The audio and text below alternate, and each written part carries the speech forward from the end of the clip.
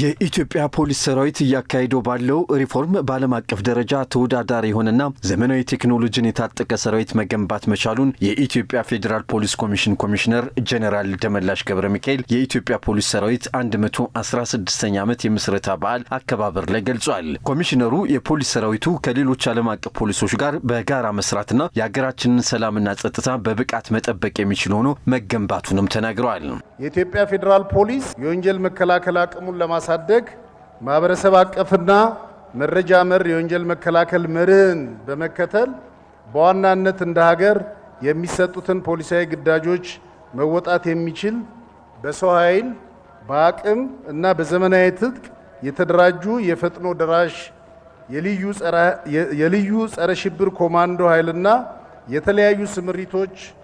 ወስዶ ኃላፊነትን በህይወት መስዋዕትነት ጭምር የሚወጣ ሰራዊት ተፈጥሯል። የኢትዮጵያ ሕዝብ እንደ አይን ብሌኑ የሚመለከተውን ታላቁን የኢትዮጵያ ህዳሴ ግድብ ደህንነትን የማስጠበቅ ኃላፊነቱን የፌዴራል ፖሊስ በሚገባ ሲወጣ የቆየ ሲሆን አሁን ደግሞ ተመሳሳይ የአገር ሀብቶችን በሚገባ መጠበቅ የሚችል አዲስ ኮስታል ፖሊስ የሚል ስያሜ የተሰጠውን ጠረፍ አካባቢን ደህንነት መጠበቅ የሚችል አደረጃጀትን ወደ ስራ እንደሚያስገባ ኮሚሽነሩ አሳውቀዋል። የህዳሴ ግድባችን የመሰረት ድንጋይ ከተጣለ ጀምሮ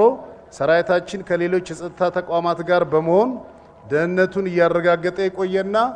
አሁን ላይ እንደ ሀገር ካለው ራዕይ የበኩላችንን ፖሊሳዊ ኃላፊነት ለመወጣት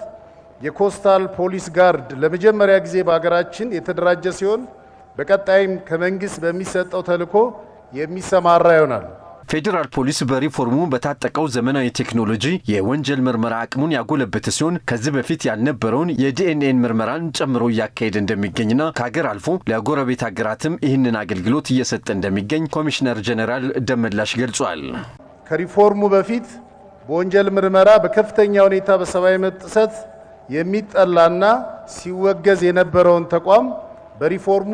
ከፍተኛ ትኩረት ተሰጥቶት መረጃና ማስረጃ መር መሰረት ያደረገ የወንጀል ምርመራ መርህን በመከተል በተለይ ስራዎችን በሰለጠነ የሰው ኃይልና በዘመናዊ ፎረንሲክ ምርመራ በመታገዝ ሰብአዊ መብትን ባከበረ መልኩ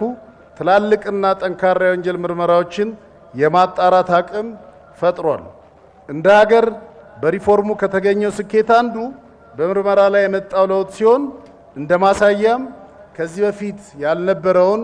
የዲኤንኤ ምርመራ በማስጀመር አሁን ላይ ከሀገራችንም አልፎ ለጎረቤት ሀገራት ጭምር አገልግሎት እየሰጠ ይገኛል።